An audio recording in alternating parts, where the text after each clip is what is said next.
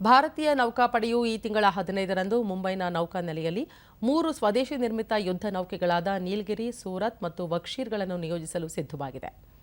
ಈ 3 ಯುದ್ಧ ನೌಕೆಗಳ ನಿಯೋಜನೆಯು ಭಾರತೀಯ ನೌಕಾಪಡೆಯ ಯುದ್ಧ ಸನ್ನದ್ಧತೆಗೆ ಗಮನಾರ್ಹ ಉತ್ತೇಜನ ನೀಡಲಿದೆ.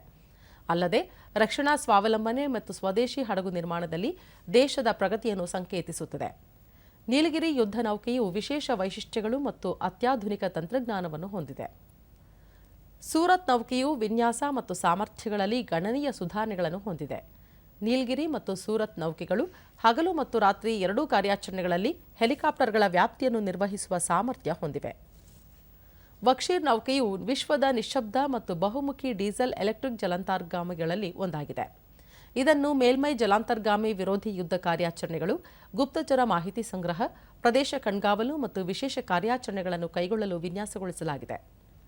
ವಕ್ಷೀರ್ ನೌಕೆಯು ಹಡಗು ವಿರೋಧಿ ಕ್ಷಿಪಣಿಗಳು ಮತ್ತು ಸುಧಾರಿತ ಸೋನಾರ್ ವ್ಯವಸ್ಥೆಗಳಿಂದ ಶಸ್ತ್ರಸಜ್ಜಿತವಾಗಿದೆ. 3 ನೌಕೆಗಳನ್ನು ಮುಂಬೈನ ಮಜ್ಗಾನ್ ಡಾಕ್ ಶಿಪ್ ಬಿಲ್ಡರ್ಸ್ ಲಿಮಿಟೆಡ್ನಲ್ಲಿ ವಿನ್ಯಾಸಗೊಳಿಸಿ ನಿರ್ಮಿಸಲಾಗಿದೆ.